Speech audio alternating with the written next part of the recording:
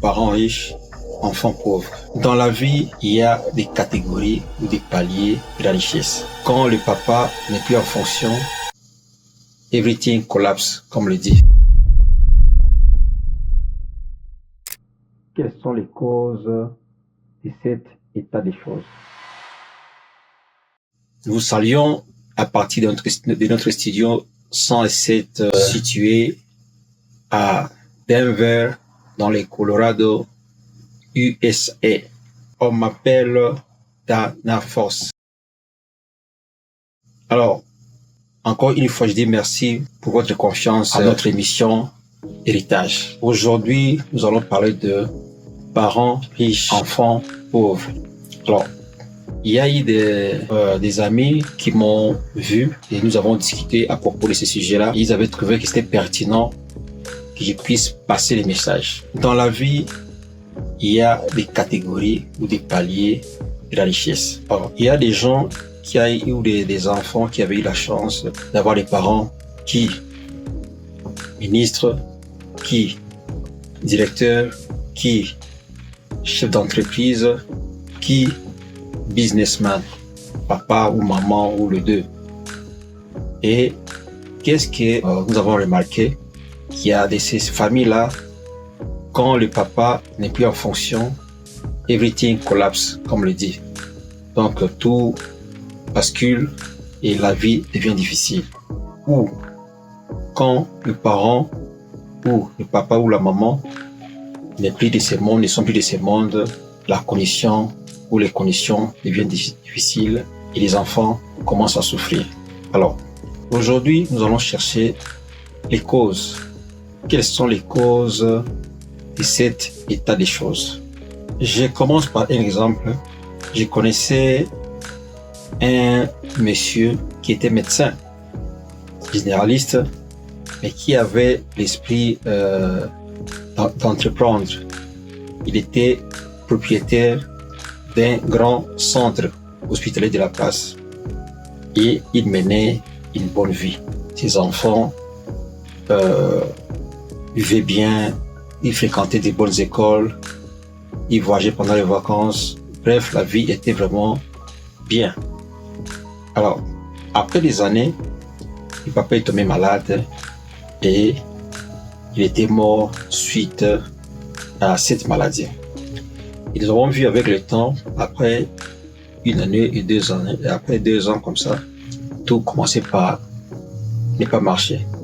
L'hôpital commençait à manquer de médicaments, les médecins commençaient à faire la grève, et puis après, la famille a décidé de vendre les centres hospitaliers, et les enfants ont commencé à avoir des difficultés.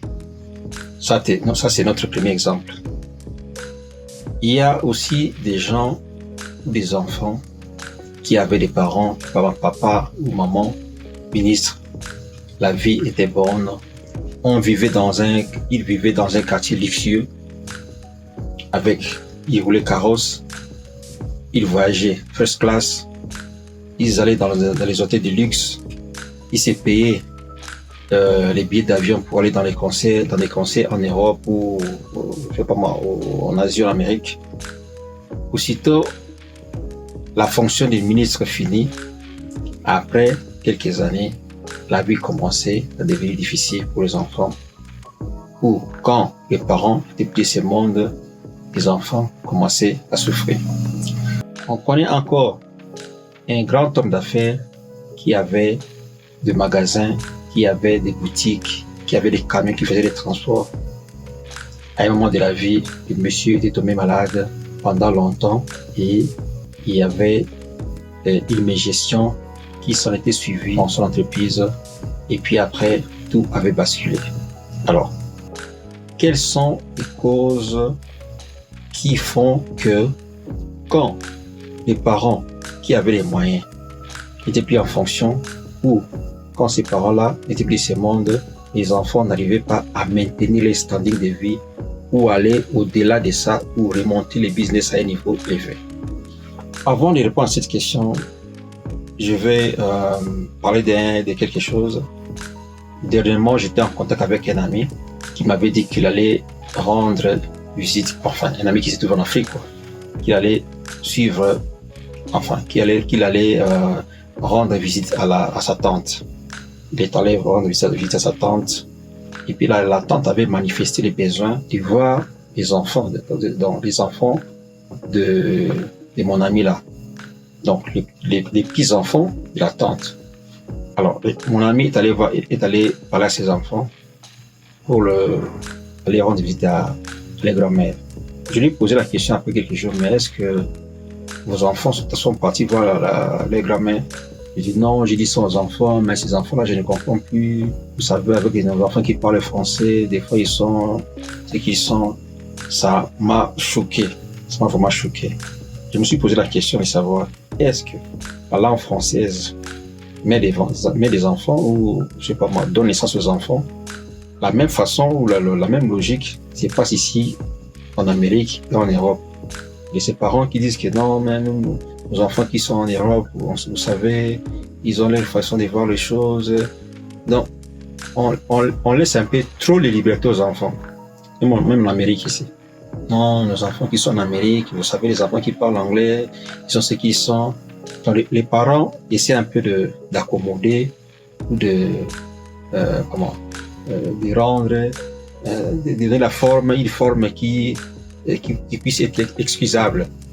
Alors que nous savons que ni la langue française, ni la langue anglaise, ni les pays d'Europe, de l'Amérique, ne donnent naissance aux enfants. Ce sont les parents qui donnent naissance aux enfants et il est de leur devoir d'éduquer ces enfants-là, d'apprendre à ces enfants comment se comporter dans la vie, comment se comporter dans la société, la discipline, et ainsi de suite. C'est parmi les causes qui font que quand les parents vieillissent, quand les parents ne sont plus en fonction, ou quand les parents disparaissent, les enfants commencent à souffrir. Parmi les causes. Pourquoi? Parce que il y a ces parents qui n'aiment pas parler de la vie à leurs enfants. Pour eux, c'est seulement aller à l'école, avoir des notes, voilà, c'est tout. On vient à la maison, on mange, le week-end, on sait pas moi. On fait ce qu'on veut. On n'a pas le temps de s'asseoir avec ses enfants et de les former, de leur donner la culture de la vie, de leur montrer les bons côtés de la vie, les côtés durs de la vie. Leur travail, c'est seulement d'orienter les enfants, cajoler les enfants et gâter les enfants. C'est vrai. C'est vrai que quand on a les moyens, nous devons mettre nos enfants à l'aise. Mais cela ne veut pas dire que nous devons gâter les enfants. Nous ne devons pas communiquer avec nos enfants. C'est parmi les causes des échecs ou la difficulté qu'ont beaucoup d'enfants quand les parents ne sont plus là. Commençons à nous entretenir avec nos enfants dès qu'ils sont jeunes. Il faut parler aux enfants, il faut leur montrer les bons côtés de la vie. Quand on est ministre, il faut expliquer aux enfants cette fonction de ministre, ça sert à quoi? C'est une fonction d'État qui a un délai. Et avec le peu qu'on gagne, il faut savoir gérer. Montrez à vos enfants comment on gère les ressources. Montrez à vos enfants comment on gère l'argent, comment on gère le temps, comment on gère la famille. Quand ils serez vieux, voilà ce que vous allez faire. L'aîné doit faire ça, les cadets doivent faire ça. Commencez à coacher vos enfants et commencez à leur donner des responsabilités quand vous êtes encore là. De la même façon, quand vous êtes homme d'affaires, amenez vos enfants à la ferme si vous en avez une. Montrez-les comment on cultive, comment gérer les tracteurs, comment gérer les ouvriers, comment gérer la production, comment gérer les semences, là où acheter les semences, il faut vendre où. Faites cet exercice-là avec vos enfants.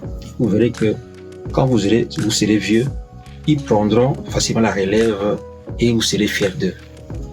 Et seulement gâter les enfants sans leur parler de la vie. Moi, j'ai toujours été contre les plaintifs. Pourquoi? Parce que mon père n'a pas eu pitié de moi. Il m'avait envoyé à l'internat quand j'avais 8 ans. Et c'est pas les internats derrière la maison ou dans la même ville. Il fallait prendre 2 avions et puis prendre des véhicules pour aller à 40 km dans la forêt avec le missionnaire catholique. Il n'a pas eu pitié de moi. À 8 ans. J'ai voyagé seul par avion à 8 ans, 9 ans. C'est pourquoi moi j'ai un esprit mental d'acier. Je ne supporte pas les punisseurs, je ne supporte pas les plaintifs. Donc, en bref, nous devons faciliter la tâche à nos enfants en échangeant avec eux pour éviter les pires quand nous serons vieux, quand nous n'aurons plus la force suffisante pour gérer ce qu'il y a à gérer, ou quand les parents ne seront plus de ce monde. Coachons nos enfants dès le bas âge. C'était notre message d'aujourd'hui. S'il y a des suggestions, des objections, écrivez-nous, nous allons en débattre.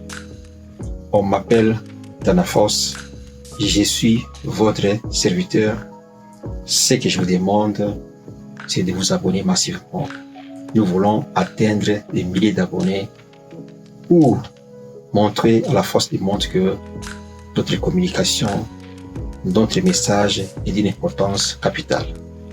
On se quitte là. See you soon. Bye bye.